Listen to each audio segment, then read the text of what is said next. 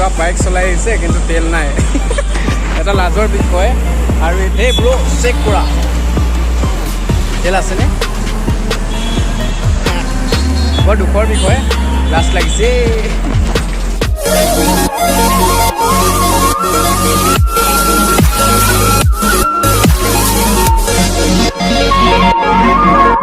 Hello' বন্ধুসকল স্বাগতম জনাইছোঁ আৰু বৰ্তমান মই আছোঁ এতিয়া কৰ্ণাটকৰ আৰু আজি হৈছে দুৰ্গা পূজা আৰু দুৰ্গা পূজাৰো আমি কিছু ভাগ আমি দেখুৱাম বাৰু আৰু মই আৰু মোৰ লগত ৰঞ্জিত বড়ো আছে ৰঞ্জিত বড়ো আমি দুজনে গৈ আছোঁ পিছলৈ আমি দেখাই আছোঁ বাৰু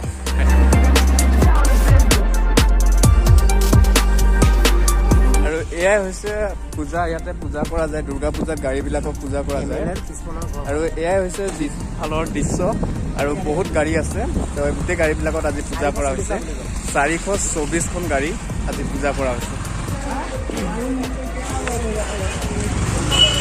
আৰু এয়া হৈছে পূজাৰ মণ্ডপ আমি ইয়ালৈ বৰ্তমান আহিলোঁ আৰু পিছত বাকীখিনি আমি দৃশ্য পিছত দেখাম বাৰু নিশ্চয় ইয়াতে বহুত মানুহ আছে তো বেছিকৈ আৰু ৰখি নাথাকোঁ অলপ পাছত আমি দেখাই আছোঁ আপোনালোকক তো বন্ধুসকল বৰ্তমান আহি পাই গ'লোঁ কৰ্ণাটকৰ এইটো এটা হৈছে চাৰ্চ য'ত আমাৰ খ্ৰীষ্টিয়ানসকলৰ পূজা কৰা যায় তো এইটো হৈছে চাৰ্চ খ্ৰীষ্টিয়ান মন্দিৰ বন্ধুসকল এইটো হৈছে জেতুকা গছ যিটো জেতুকাৰ ৰং আমি হাতত বিহুত লগোৱা যায় তো সেইটো হৈছে এইটো জেতুকা গছ আৰু বেংগলোৰতো পোৱা যায় এইটো চান্দাপুৰলৈ গৈ আছোঁ আমি চান্দাপুৰ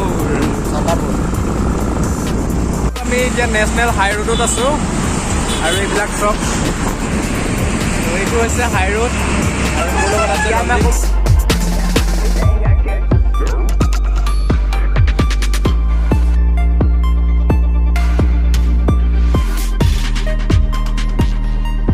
তো বন্ধুসকল বৰ্তমান আহিছোঁ আমি এইখন হৈছে মাৰৱালী TVS শ্ব'ৰুম তো বৰ্তমান আমি TVS শ্ব'ৰুমত আহিছোঁ আৰু ইয়াতে এখন এনেই আৰু সুধি চাম এখন বাইকৰ দাম কিমান আৰু ব'লক আমি সোমাই যাওঁ ভিতৰলৈ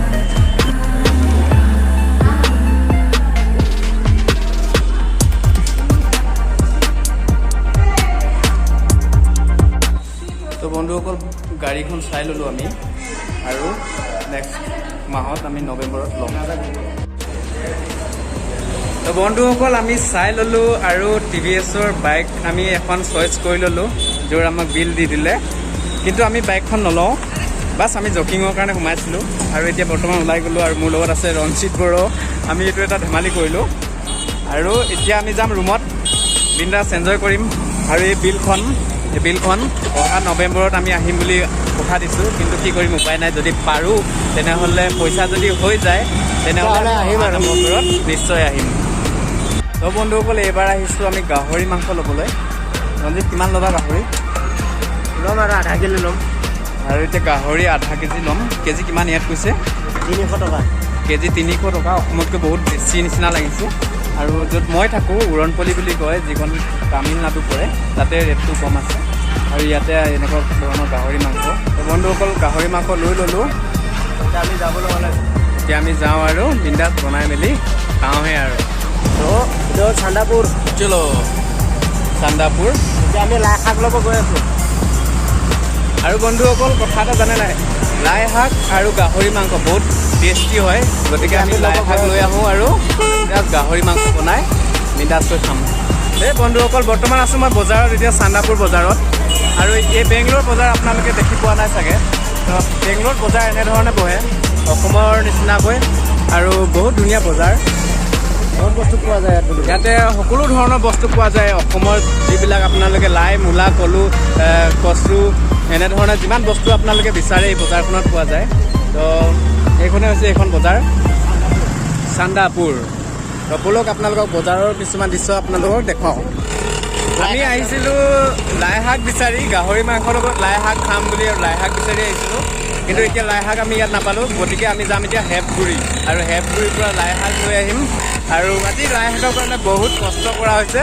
আৰু লাই শাক খাব লাগিব আৰু টেষ্টটো আমি ল'ব লাগিব আমি আহি আছোঁ এতিয়া হেপগুৰি আৰু হেপগুৰিৰ দৃশ্য আমি দেখুৱাম নিশ্চয় এইবিলাক হৈছে বজাৰ যিবিলাক চান্দাপুৰৰ বজাৰ আৰু মোৰ এখন পেপাৰ দেখিছে, এই পেপাৰখন হৈছে এখন ডিলাৰৰ, আমি এনেই সোমাইছিলোঁ ডিলাৰত সুধিবৰ কাৰণে। তো এইখনে হৈছে এখন পেপাৰ। TVS বাইক আপাচি আৰু আপাচি বাইক 160 এখন চাই।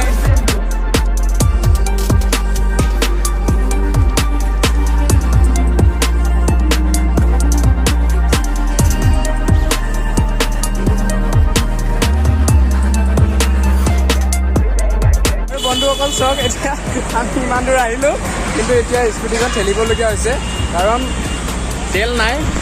চব বাইক চলাই আহিছে কিন্তু তেল নাই। এটা লাজৰ বিষয় আৰু বৰ দুখৰ বিষয়, লাজ লাগিছে। হেই ব্ৰ, চেক কৰা তেল আছেনে? বন্ধুসকল তেল খতম হৈ গ'ল, তো লাজো লাগিছে আৰু লাজৰ বিষয় ইমান। বন্ধুসকল আমি বৰ্তমান আহি পালোঁ এতিয়া হেফগুৰি, আৰু হেফগুৰিৰ পৰা আমি লৈ যাম এতিয়া লাই শাক, আৰু লাই শাক নি আমি বিন্দাছকৈ গাহৰি মাংসৰ লগত খাম। আৰু এইবিলাক চব কিমান ধুনীয়া ধুনীয়া বজাৰ ওলাইছে। কেঁচা চব্জিৰ ওচৰত আহিলোঁ, কিন্তু লাই শাক বৰ্তমান নাই এতিয়া ইয়াত, আৰু আমি বিচাৰিব লাগিব। বিচাৰি আৰু লাই শাক লৈহে আমি লগত যাম। বন্ধুসকল দুখৰ বিষয়, আমি গোটেই বিচাৰিলোঁ আৰু লাই শাক নাপালোঁ, আৰু এতিয়া গৈ ৰুমত আৰু এনেকৈ বনাই ভাজি খুৱাই খাব লাগিব। এনেকুৱা ধৰণৰ ইয়াতে বজাৰ বহে।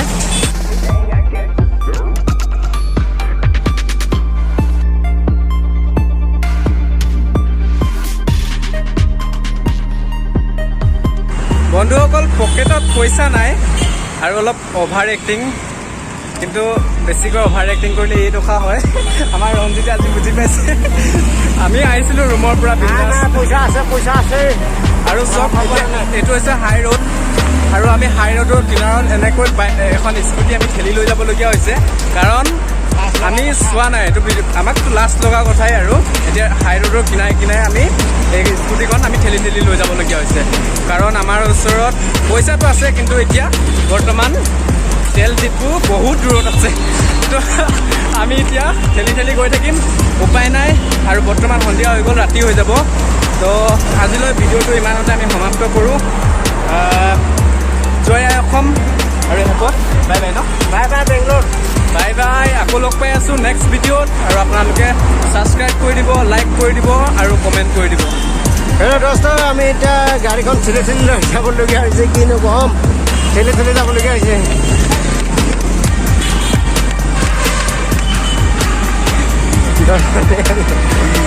ডৰ মাৰি আছে দেখিছ?